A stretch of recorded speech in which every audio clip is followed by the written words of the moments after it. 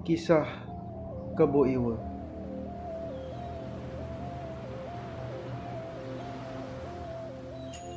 Di desa Bedahulu, wilayah Kabupaten Tabanan, Bali pada zaman dahulu, hiduplah sepasang suami istri. Mereka kaya, hanya saja mereka belum mempunyai anak.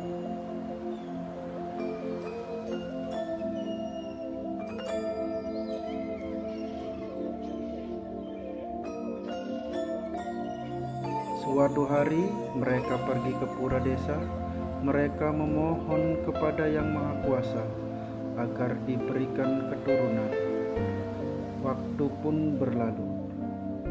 Sang istri mulai mengandung.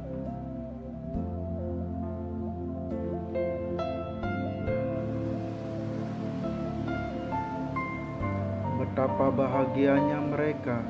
Beberapa bulan kemudian lahirlah seorang bayi laki-laki. Bayi tersebut hendak disusui oleh ibunya, namun jarinya terus menunjuk ke arah sebuah nasi kukus.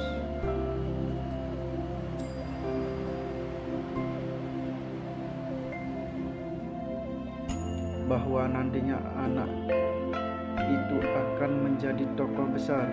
Sebuah nampak tanda-tandanya sejak dini. Bayi itu menangis, merengek seolah minta sesuatu. Sang ibu kasihan mendengar rengekan sang bayi.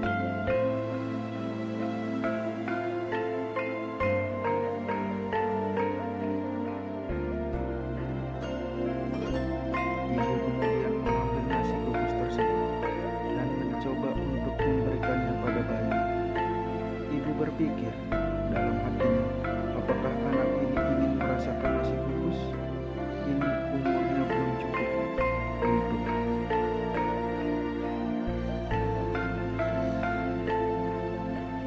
makan nasi. Tak disangka, ternyata bayi tersebut memakan nasi kukus tersebut. Dengan lahapnya, ibu bayi tersebut menampakkan keterkejutan yang sangat. Ketika baru lahir, anak tersebut sudah bisa memakan nasi. Astaga, kalau telah memberikan anak yang luar biasa, ya, yang Widi. Yang lahir bukanlah bayi biasa. Ketika masih bayi pun ia sudah bisa memakan makanan orang dewasa. Anak itu tumbuh menjadi orang dewasa.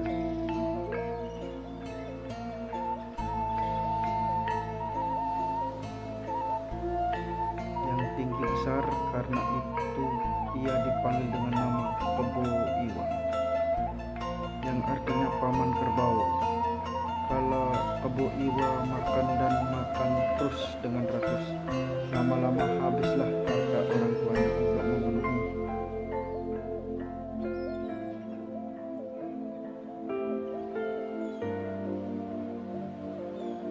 selera makannya. Mereka pun tak lagi sanggup memberi makan anaknya. Dengan berat hati, mereka meminta bantuan desa. Sejak itulah segala kebutuhan makan Kebo Iwa ditanggung desa adat.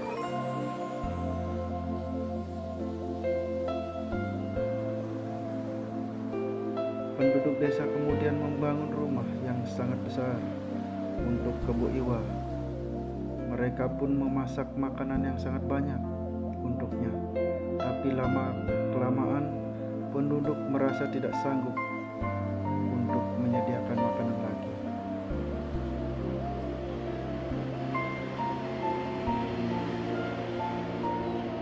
Kemudian mereka meminta Kebo Iwa untuk memasak sendiri. Mereka cuma menyediakan bahan mentahnya saja. Bahan-bahan pangan tersebut diolah oleh Kebo Iwa di Pantai Payan yang bersebelahan dengan Pantai Soka.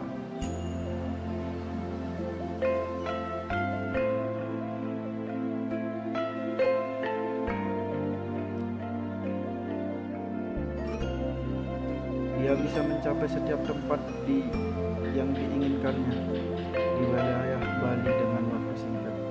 Kalau ia ingin minum, Kebo Iwa tinggal memasukkan telunjuknya ke tanah hingga terjadi sumur kecil.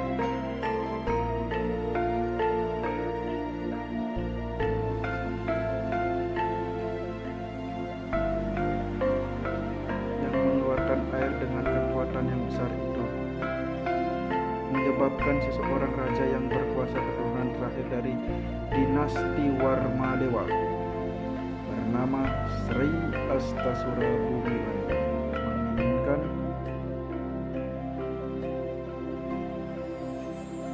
Kebo Iwa untuk menjadi salah satu patihnya di wilayah Belah Batuh yang juga disebut dengan Raja Bedahulu.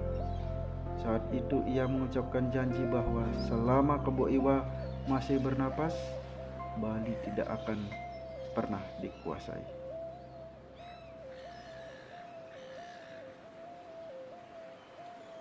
Dengan dukungan Patih Kebo Iwa yang luar biasa kuat, Raja Bedahulu menyatakan bahwa kerajaannya tidak akan tunduk kepada kerajaan Majapahit yang hendak menaklukkan kerajaan Bali.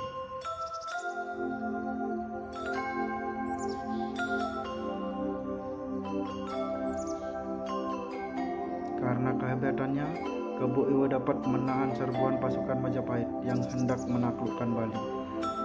Mahapatih Majapahit pun mengatur siasat.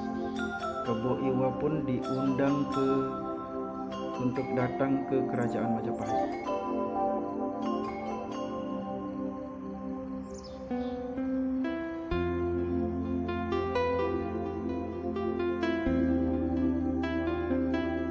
Kedatangan Kebo Iwa ke tanah Majapahit menyebabkan para tentara baik yang belum pernah melihatnya maupun yang pernah takluk atas kekuatannya menjadi terperangah kagum, bercampur rasa ngeri.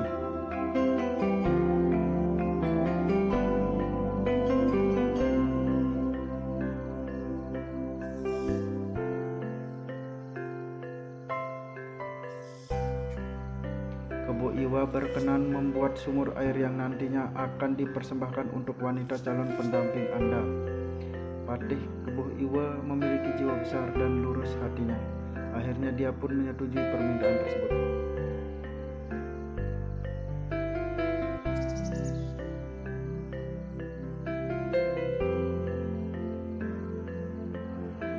Tanpa pikir banyak lagi, Kebo Iwa segera membuat sumur air. Dalam waktu singkat, sumur telah tergali cukup dalam, namun belum ada mata air yang keluar.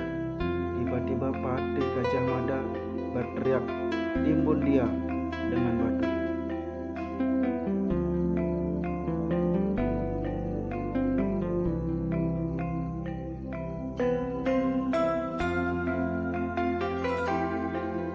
Dalam waktu yang singkat, lubang sumur itu pun tertutup, mengubur Patih Kebo Iwa yang berada di dalamnya.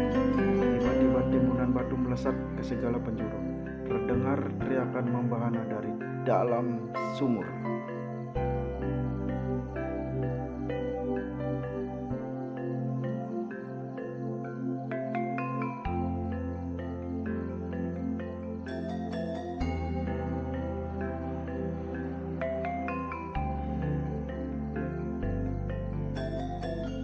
Dari dalam sumur keluarlah Patih Kebo Iwa. Patih Gajah Mada terkejut menyaksikan Patih Kebo Iwa yang masih perkasa dan beranjak dari lubang sumur. Patih Kebo Iwa menyerang langsung Patih Gajah Mada karena berusaha menimbunnya.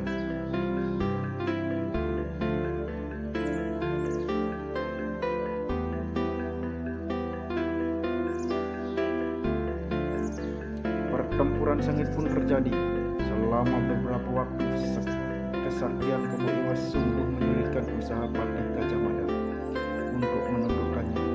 Karena niat Patih Gajah Mada untuk mempersatukan Nusantara, Patih Kebo Iwa pun berpikir keras.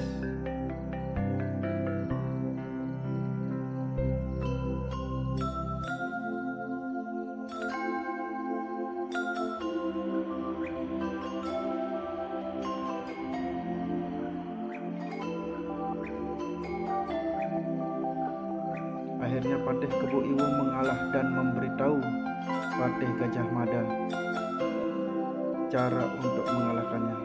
Pernyataan Patih Kebo Iwa rupanya membuat terkejut Patih Gajah Mada. Patih Gajah Mada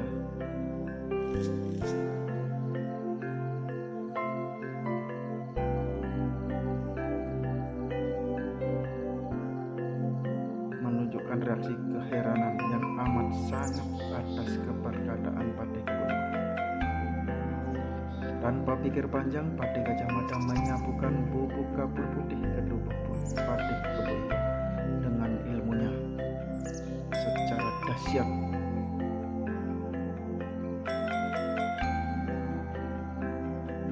Bubuk kapur putih tersebut menyelimuti tubuh sang patih. Nampak Patih Kebo Iwa sesak napasnya. Hal tersebut mengakibatkan kesaktian Patih Kebo Iwa menjadi lenyap dan gampang dikalahkan oleh Patih Gajah Mada. Akhirnya Patih Kebo Iwa bisa dikalahkan. Di sela napas terakhirnya, Patih Gajah Mada berkata, kepergian sebagai tokoh besar akan terkenang dalam sejarah.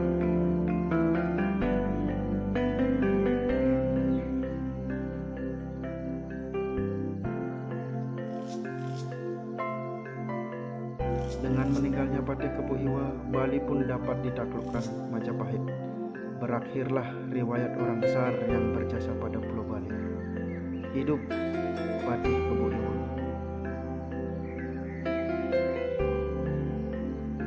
Semoga jasa-jasamu dikenang sampai akhir zaman oleh masyarakat Bali khususnya dan seluruh Indonesia pada umumnya.